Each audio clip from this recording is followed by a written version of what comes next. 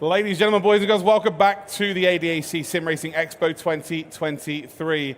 We've had all of our segments today, bar one. We have the final race of the Community Trophy. P1 and P2 all sorted out. Symphony of Pistons and Sim Racing Collective have taken the top two spots, but there is still third up for grabs, and look how close it is. We have JL Motorsport on 244 points. 1 point behind them, it is FRL Racing Team, and then on 229 points, it's QRT Esports. To take you through the final race, I hand you over to Alex and Nico.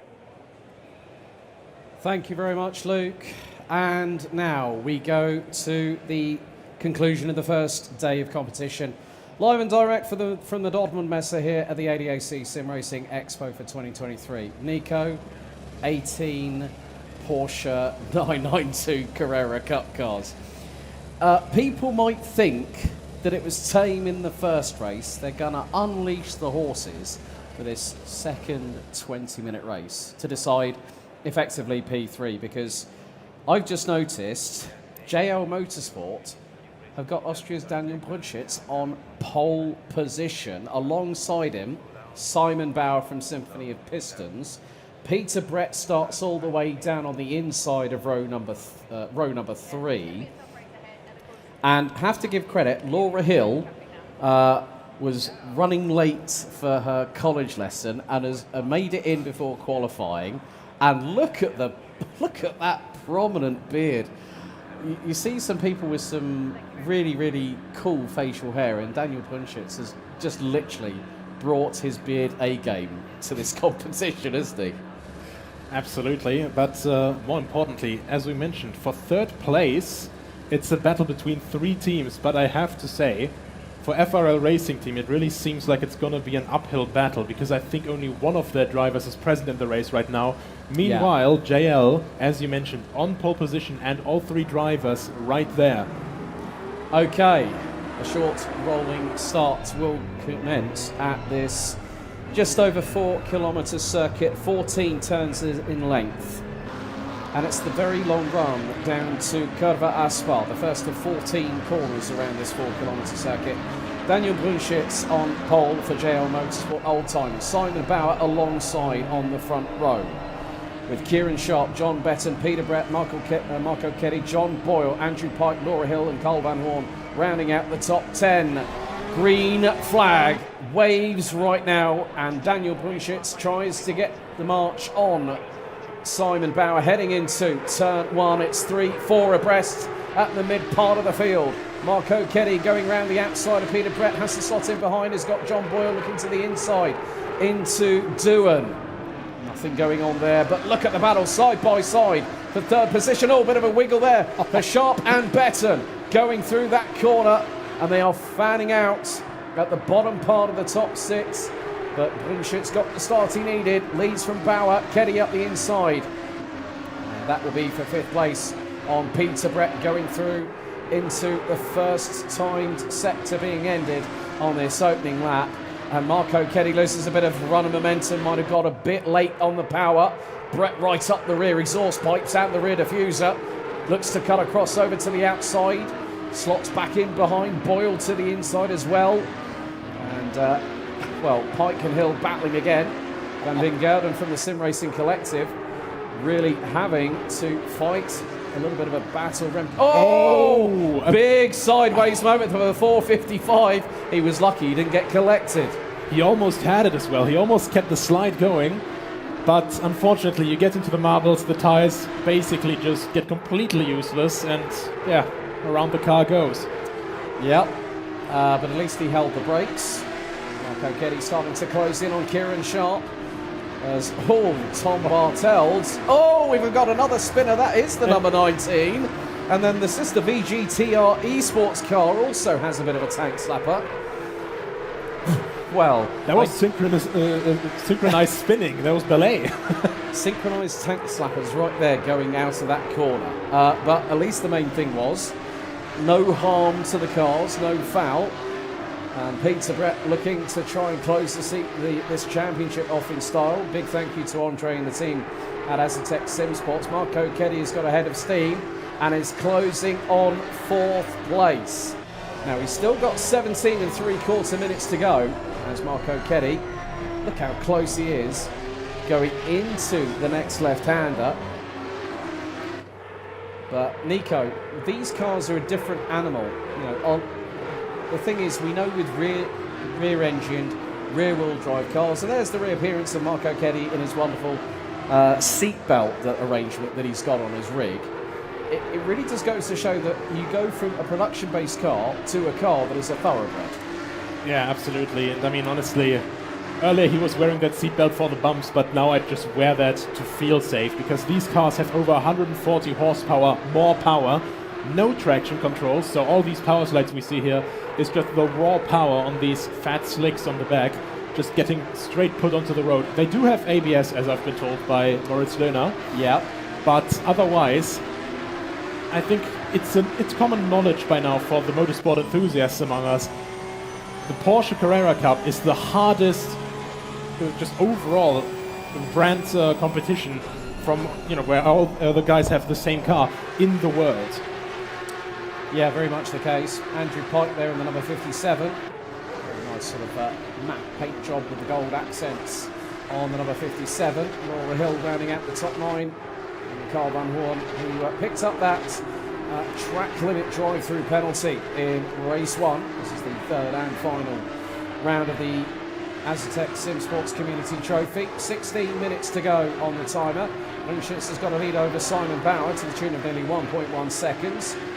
John Betton, who started in 4th, now is in 3rd, ahead of Kieran Sharp, who started in P3 after qualifying. Peter Brett started 5th, now 6th, behind Marco Keddy.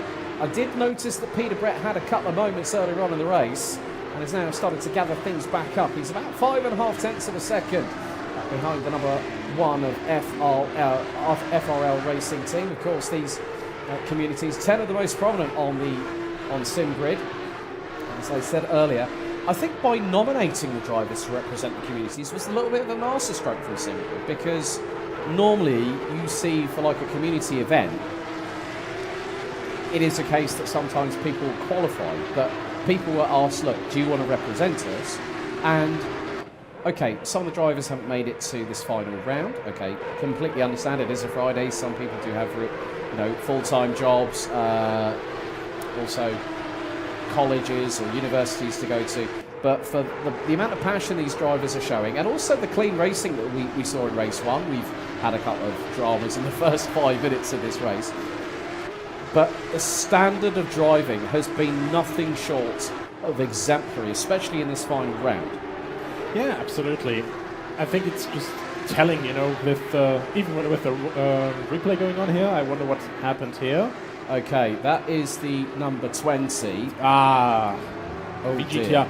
They don't want to keep their car straight today.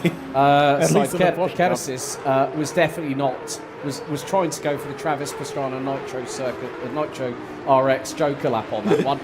Right. Oh, change for 4th place, as Kieran Sharp has just lost out to Marco Keddy from FRL, heading into one of the more technical, complex parts of this circuit. Also has hosted the World Touring Car Championship race of Spain between 2005 and 2012. DTM ventured here between 2010 and 2012, along with the Valencian Community MotoGP since the circuit opened back in 1999. Riding on board with the number 23 of Kieran Sharp from the Sim Racing Collective. And this is the sound that I love. You hear from inside the cockpit. You hear that absolute whine through the rev range of this flat 6 naturally aspirated boxer engine. You know, and there's not a lot of companies that took a chance on a boxer engine. Of course, Porsche being one of them, Subaru being another, especially with the WRX. But the noise that this car makes is just glorious. It's also completely, you know, just a completely different kind of sound, because they have this insanely high revving flat 6, which is just a completely unique sound. They've been building these since literally the 60s. They started back then with 2 liters. Since then, the engine has gotten twice as big, and the sound has just gotten more and more prominent. Yes, indeed. Just coming up to under 13 minutes to go. Peter Brett within half a second of Kieran Sharp. Marco Kelly looking to close in on John Betton for that third place. 6/10 is the gap between the pair. And what's more, they are FRL Racing Team stablemates. But it's doing the business here for the JL Motorsport community in the old-timers 667 Porsche 992. Also, one of the lovely things is I like the fact that the 992 is in use in a lot of Carrera Cup championships, of course, Carrera Cup Deutschland, Benelux, and of course the Mobil 1 Super Cup. Also, Robert de Haan, most notably one of the young drivers in this class. You know, Kian Jewis over in Porsche Carrera Cup GB, which is part of the TOCA support package for the Quick Fit British Touring Car Championship. You know, it's a great looking car, and that's what I love about the fact that with Porsche there has been a change. Now, was that I think that might have been strategic. Kieran Sharp again. Big tank slapper. Nico needs the defibrillator on standby, folks. Because Peter Brett nearly gave him a heart attack right then. Gets past on Kieran Sharp.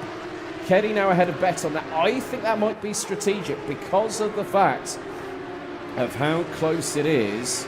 Because JL Motorsport, looking at it from this perspective, folks, are third. But you look at how... Now, where is... we've got Remco Ottens, who's all the way down in 10th position. So this could be... That might have been strategic because that puts FRL third and fourth and will more than likely spring them ahead of JL Motorsport. So Remco Ottens has got about 11 minutes to go. Oh, right. Yellow flag just went out and has just been retracted. So someone might have had a little bit of a whoopsie. That means possibly a code brown. But you know what? I mean, again, we are just seeing where drivers are able, under the same equipment, you know, as I said, the GT3 one-size-fits-all doesn't really help in some leagues, whereas you put something together like this where you've got, oh, Cody Besselink just made a bit of a muck-up of that one, and that means that Carl Van Hoon, oh, right, who's just going up the inside? That's the number 19. That's Tom Bartels, and, well, Cody Besselink's just dropped a clanger again, hasn't he? Yeah, absolutely. I mean, the problem here is you don't have traction control. When you have one of these power slides, the rear tires heat up immensely. Yeah. And in this track where you have basically, because these hairpins are quite wide in radius, so basically any corner is at least medium speed almost. And so you never really cool the tires down. No, you overheat them to the point of absurdity, and then you wonder why your lap times are 2-3 seconds off the pace and falling off the proverbial cliff. Patrick Beisters for DC SimRacing in the 113, closing on Van Vingerden. That's going to be for 12th place, is it? And that's the move for the 113 to get through for 12th position. Nice little exchange there. Van Vingerden, I don't think fought it that much. Knew that Beisters was closing in at a rapid rate of knots and thought, you know what, I'm going to run my own race. And that's the good thing about communities here, Nico, because communities look at... Patrick Beisters... Quick counter. I was going to say he slowed down a bit there. I'm not too sure if he lost a little bit of momentum on that front. Yeah, just lost a little bit of time, slightly slid into the marbles, and again, you know, no traction control, so it's really, really difficult to keep this beast of a car properly there, you know? Yeah, we're going to have a look at a replay here now. Oh, right. That was a little bit of grass cutting there.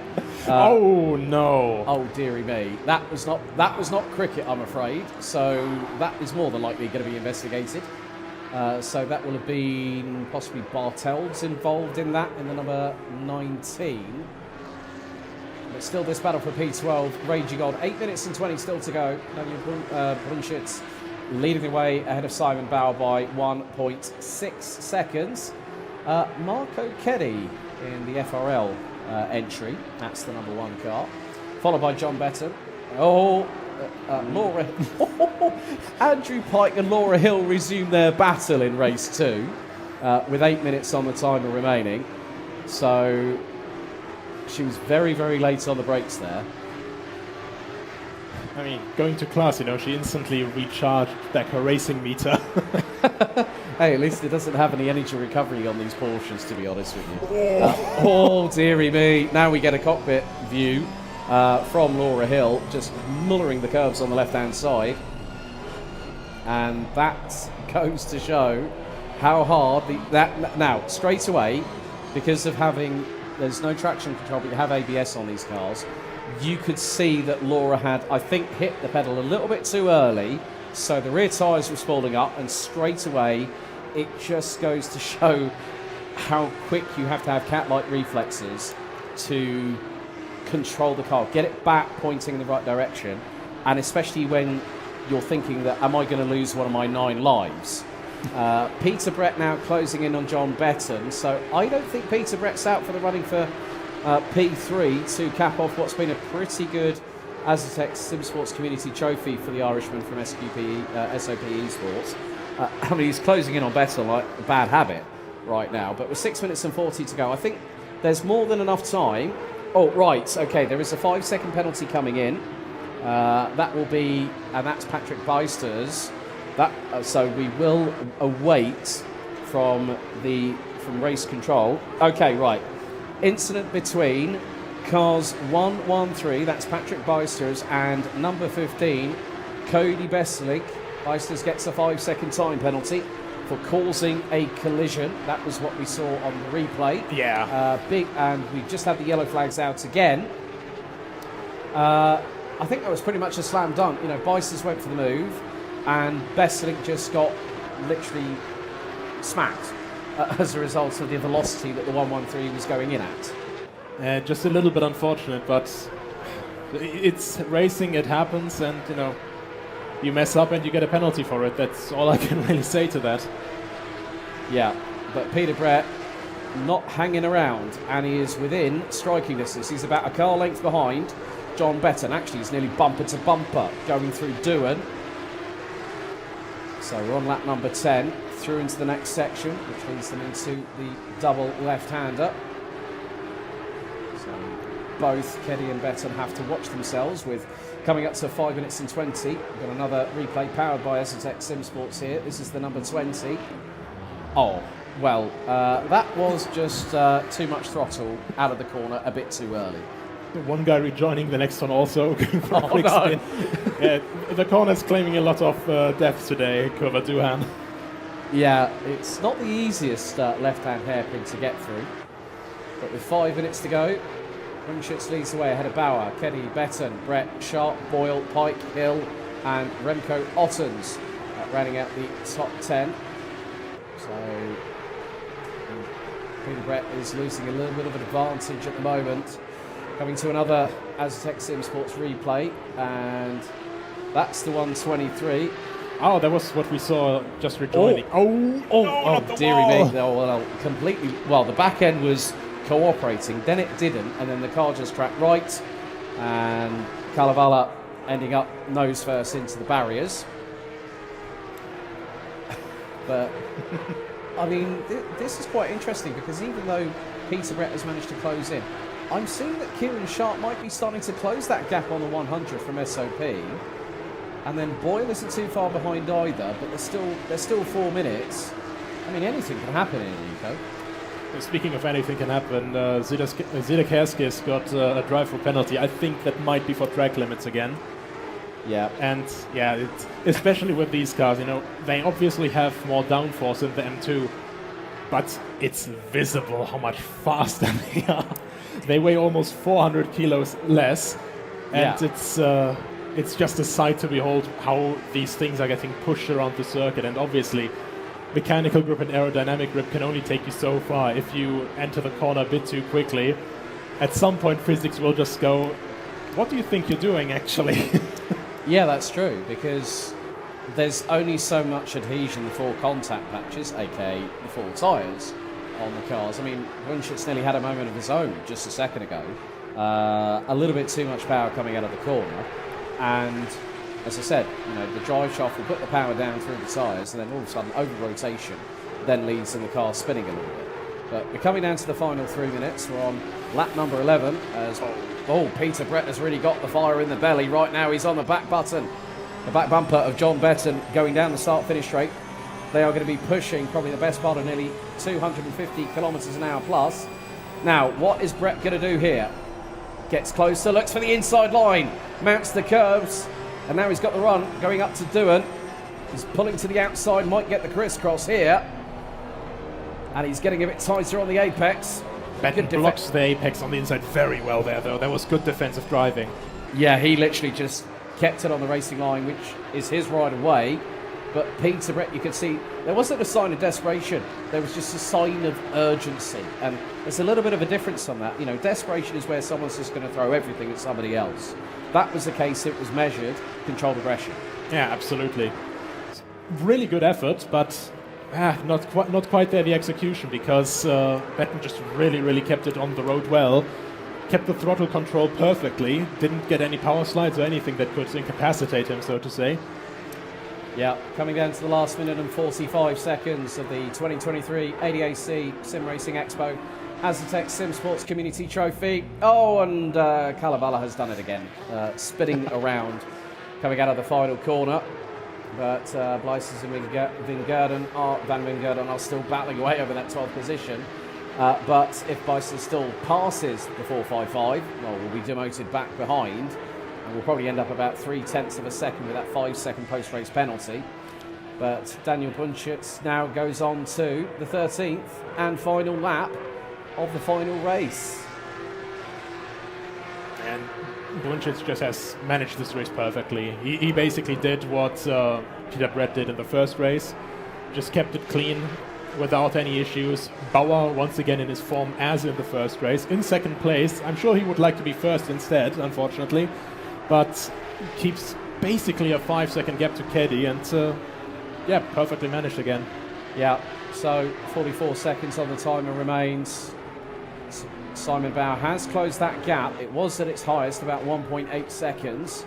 A little bit of traction loss earlier on for Bunchitz. That meant that the Austrian would lose probably the best part of about 0.3 of a second. And some great camera shots. Big thank you to the team at SimGrid for the coverage so far in the run-up to the SimRacing Expo. And a big thank you to Dave Perel and his team, including Mike Yao, Steve Proudley and Michael Hamlet. Oh, Peter Brett has got a bit racy on the final lap. He's looking up the inside of John Betton. Betton to the outside. Kieran Sharp is there. Will Brett get the move done? They're side by side, wheel to wheel into the next right-hander. And Betton loses not just one but two positions. But out of the final corner, the last race victory goes to Daniel Brunschitz for the JL Motorsport Old Timers here at race 2. So, Simon Bauer takes second. Third, it's going to be Marco Keddy. Peter Brett is going to round off with a top 4 finish. Kieran Sharp takes 5th. John Betton takes 6th position, which by my reckoning, because Remco Ottens is about to cross the line in 9th place, I think that is going to give FRL more than likely 3rd as the remainder of the field come across the line. Blyces is going to end up staying where he is in 13th position. Victor Devos takes 11th, and there is Carl Van Hoorn in the number 13. We're just waiting for Cody Besselink and also Pranav Kalevala, but there's Van Hoorn across the line. Just 2 more drivers to make their way around this circuit. That was Cody Besselink. But, well, that is day 1 of competition complete.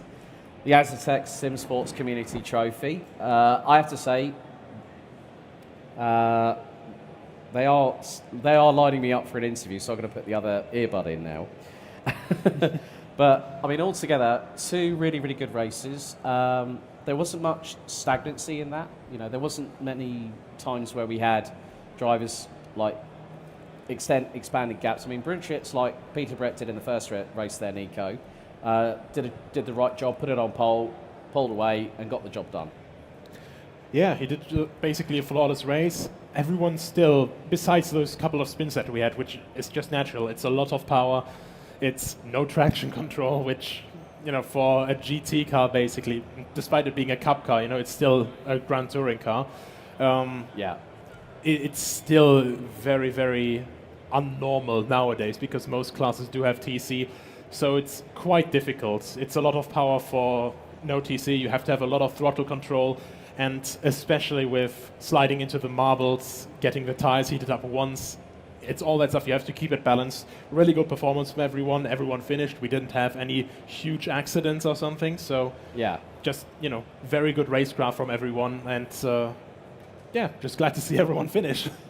Yeah, also, so Cursus did serve the drive-through for track limits. I mean, that's only 2 drivers, and that just shows the caliber of community sim racing. It's alive, it's very much well, and from that perspective, have to give a shout out to Symphony of Pistons Esports. Ruled the roost. They won it by a country mile. They'd already amassed a 106-point margin by the end of race 1. I am still waiting to hear whether we are going to be getting an interview. I'm going to be getting an interview with one of the drivers, but we might very soon be going to the victory ceremony. So yeah, we are running a little bit short on time because very soon we've got the official presentation for the Asetek SimSports community.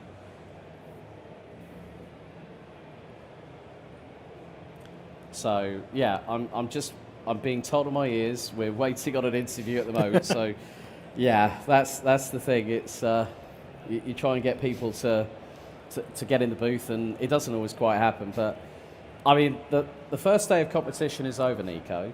First of all, what's your thoughts ahead of tomorrow? Because we up the ante another level because we've got the final 2 races. It's round 4 of the ADAC SimRacing Expo Professional Trophy. We've got 2 teams tied, and they're both Williams Esports teams. They both have the same amount of points, but each team that will be competing tomorrow. So it's just going to be a case. But so what I'm going to do? Let's bring in our final race winner of the Asetek SimSports Community Trophy, Daniel Punchitz. Congratulations, pole position, lights out to checkered flag. How are you feeling, my friend? Well done. I want to say thank you, but I honestly don't understand the word. It's all luck. The sound quality is very low. Okay. So you took pole position. You led every single lap from lights out to checkered flag. That must be a satisfying feeling, having done that at the final race of the Community Trophy. Honestly, after the whole series, being second, third all the time, I'm so happy. Finally. That was the perfect race. I can see that by the smile on your face, and also have to give you kudos for you bringing the A game when it comes to that wonderful beard of yours. How long has that been in the making for? Could you repeat the question, please? I'm sorry, the sound quality is really terrible. No, okay. So I could tell by the smile on your face that perfect race, started from pole position, led every single lap, won by a second and a half. But I do have a more pressing question to ask you. That's a pretty damn impressive beard I see in front of me. I'm sorry, I don't understand the question. Okay, you don't. Just cuts off always. Okay. In the end. Well, Daniel, congratulations, well done, and great job. Impressive beard. Well, thank you. I just got someone here telling me what you said. Thank you very much. It's hard work for years. Brilliant. Well, yeah, impressive beard, and the best beard won the race on the day. But you know what? I think, Nico, first day is done, 1/3 of the action. 2 days still to go. What are your thoughts? Well, tomorrow is going to be the first one where we get pro drivers in the cars. I actually know, and I've raced a lot of them before. Actually, one of the guys is a very long-time friend of mine. Shout out to Tristan Bollwinkel. And yeah, it's just absolutely fantastic to see all these names here for tomorrow. We're going to be at Silverstone, and one of the oldest racing circuits in the world. Yeah. Always great to be there. And I think we're going to be seeing some quite good racing action. Yep, success ballast for the top 3 based on the previous results. Drop scores taken into consideration, But folks, we have to say a big thank you to everyone that's been watching live on YouTube and also on Twitch. But I think really what I need to start doing now is to hand over to our good friends on the stage. Luke, Matze, it's back over to you for the official ceremony. Thank you very much, Alex. Thank you very much, Nico. An incredible set of races we've had today. And well, right in front of us, we actually have the trophies as well. Something very unique with a nice suspension spring, gold, silver, and indeed bronze. Beautiful, huh? The spring trophies, way more beautiful than the autumn trophy. No, that was not funny at all. Congratulations to everyone. Congratulations to Daniel for the impressive beard. Your beard also very nice. What can I say? This is what the winners are going to take home. Congratulations to JL Motorsport for place number, this one is 3. Then we have P2 for Sim Racing Collective. Congratulations. And place number 1, SOP Esports. Congrats, great racing. That was amazing and fun for the first day. 100%, these trophies will be sent to you, and again, very unique looking trophies. But let's talk about today then. So we've had a really nice day, 2 races. Yes. We had some panels up here on stage as well. I got to talk to Suelio Almeida, which is always fun to do so. You had a little chat. I didn't really understand what was going on. It's German. Oh, so the chat was amazing. I really enjoyed it a lot. I was with the Bilstein team and also some other motorsport team, and we got into the topic of sim racing and real racing and what it's going to be in future, and it was really nice. So everybody can look it up on the YouTube stream, I guess, also backwards if they like belatedly. And yes, so I enjoyed that very much. What I also enjoyed was going through all over the fair, because actually, tip for tomorrow, make sure you either come very early or stay very late, because now it's not so much traffic anymore, so you can hop into the SimRigs and enjoy some rounds. Is that another attempt at a joke there? Traffic at SimRacing Expo. Wow. No. You tried again. Well, that's today done and dusted. We're headed towards tomorrow now, Saturday. We've got the professional trophy to contend with, as Alex and Nico just alluded to. We also have my personal highlight of the weekend is going to be talking to my mate Tim Heineman, who's managed to make the trip from Sim to DTM, and yeah, it's been a long life journey for him. It's been a long life dream for him to get into DTM. So yeah, to finally have a chat with him after he's been racing this season, that's going to be fun. What are you up to tomorrow? To everything. I'm really looking forward to everything. I think we have the influencer meet and greet over here as well. I will not tell any names yet, but tomorrow we will surprise you with some nice influencing guys over here. So plenty of action coming your way tomorrow. Stream will start at 11 a.m. local time. Thank you to everybody who's helped behind the scenes today. Thank you to Nico, to Alex, to Matze. And from me, we wish you a very good night, and we'll see you tomorrow morning. See you tomorrow.